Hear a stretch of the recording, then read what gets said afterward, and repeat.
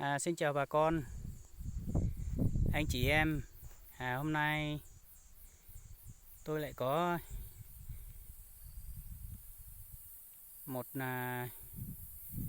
cô trong làng nó lại bán miếng đất này để yêu cầu tôi đăng lên cho cô. Là bây giờ tôi trước mắt tôi xin giới thiệu về cho anh Trung trước. Tại vì anh Trung hỏi tôi xem cái đám đất này xem thế nào, thì tôi quay toàn cảnh đây này, nó cà phê thì nó sẽ qua bên đấy, báo cho anh biết là bên dưới này không biết có rúng hay không.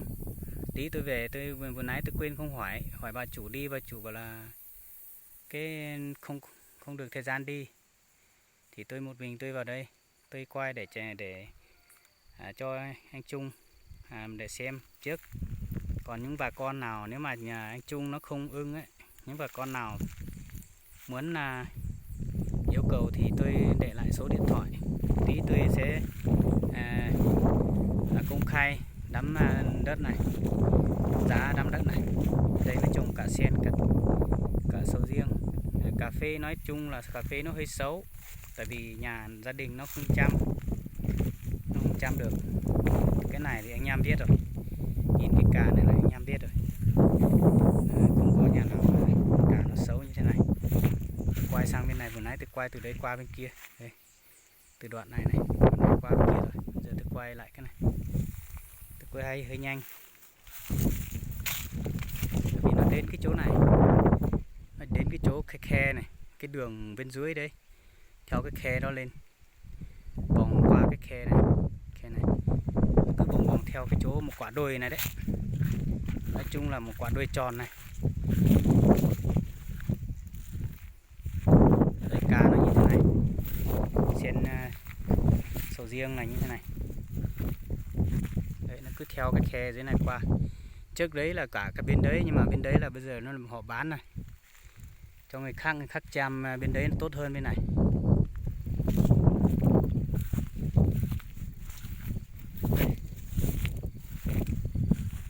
Bên này cả hơi xấu vì họ không chăm.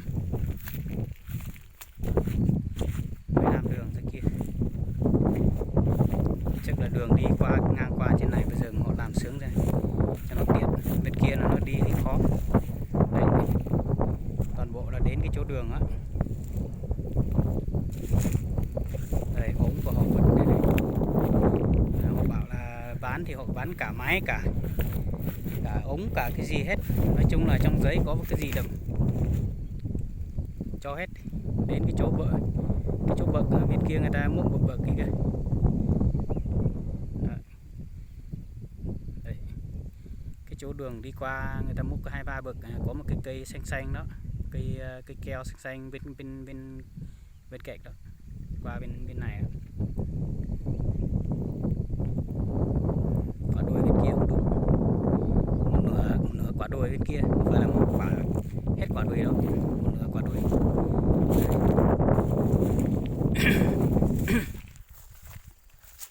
Tôi quay xuống dưới này xem là ở dưới bờ ranh dưới này nó tới đâu. Họ nói bảo là 4 hết thì tôi áng là chắc cũng tầm đó. Anh em xem. Đấy, vừa nãy tôi quay một vòng rồi đấy, một vòng qua này, nhưng mà bên này chưa quay được. Còn bên này là một vòng rồi.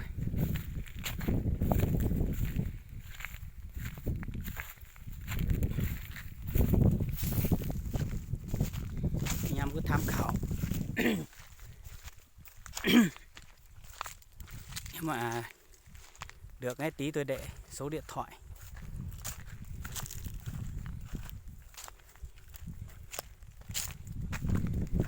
Trên tiêu đề hoặc là phần mô tả, anh em vào anh em xem, anh em thấy có được cái anh em gọi lại cho chủ nhà hoặc là tôi.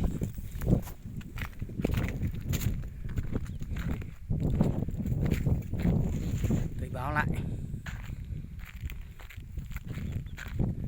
Đây, nó có một cái khe dưới này, nhưng mà cả bên kia cũng đúng.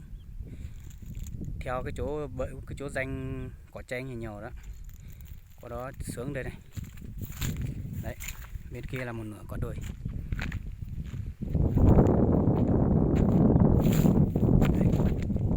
Đây còn mấy cái cây của người Mã đấy, trước đấy người Mã nó không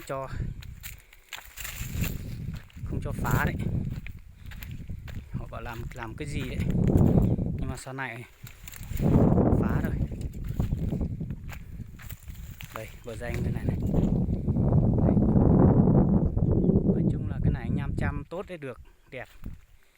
Vườn này không dốc lắm. Đây bờ danh nó quanh đây này. Đấy, vừa nãy tôi quay đến cái chỗ này rồi, cái chỗ cái cây đây bên này rồi, anh em tôi quay bên kia qua thấy rồi. Đấy, bây giờ nó như thế này này, nó tròn như này, nó vừa tròn như này, nó vòng vòng như này. Đấy, vòng vòng này, tí cái mấy cái cây keo bên dưới cái keo đấy. Bên này là theo cái cây cao bên này sướng bên kia là như vậy. Xin thông báo trước là cho anh Trung, nếu mà anh Trung xem hết, anh Trung có gì anh Trung điện cho tôi, tí tôi sẽ đăng lên Zalo thông báo về anh Trung cái đường đi của mình. Đường đi là đi từ bên đây lên trên đó. Cái trồng A3 đây, trồng chanh là chắc anh biết rồi, chắc em biết rồi. Trên này cái chanh dây, cái dàn chanh dây trên đấy, chắc nắng quá không nhìn rõ sao. Đây cái vườn chanh dây tôi kéo gần kia, có mấy cái chỗ bậc đấy, ngã ba ở chỗ đó. Hôm mình vào là ngã ba, mình rẽ vào bên phải, bây giờ là tôi rẽ vào bên trái này. Đấy, cái đường đi là như này. Chỗ này là gần hơn, chỗ này gần hơn bữa mình đi xem ấy. Đây đường đi sướng qua vòng qua bên này này. Đấy, qua cái khe dưới này là nó qua bên đến chỗ giấy này rồi. Đấy thì xin thông báo cho anh Trung như này với lại bà con, nếu mà anh thấy thấy đường ấy, anh alo cho tôi. Cái đám đến là xin hứa với anh em rồi, phải thông báo công khai giá cho anh em. Chủ nhà bảo là 600 triệu, còn giá còn thương lượng một tí nữa, không biết họ thương lượng bao nhiêu. Không phải là tôi cò, đấy là chính xác của chủ nhà nó thông báo như vậy, để báo cho bà con biết như thế. Là tôi chỉ có là nếu mà người ta bán được, người ta trích phần trăm thì tôi được phần trăm thôi, không phải là tôi cò. Sau này là anh em thắc mắc bảo là tôi cò cái này cái kia cao lắm thì không phải. Thật ra là như thế, tôi nói thẳng như thế cho anh em biết. Xin chào anh em nhá. Xin hẹn anh em nếu mà khi nào mà có đám sao thì tôi lại đăng lên nha. Anh em xin anh em đăng ký và like kênh cho tôi, nếu mà khi nào tôi lại đăng lên anh em lại thấy rồi. Xin chào anh em. Clip này xin hết về đây.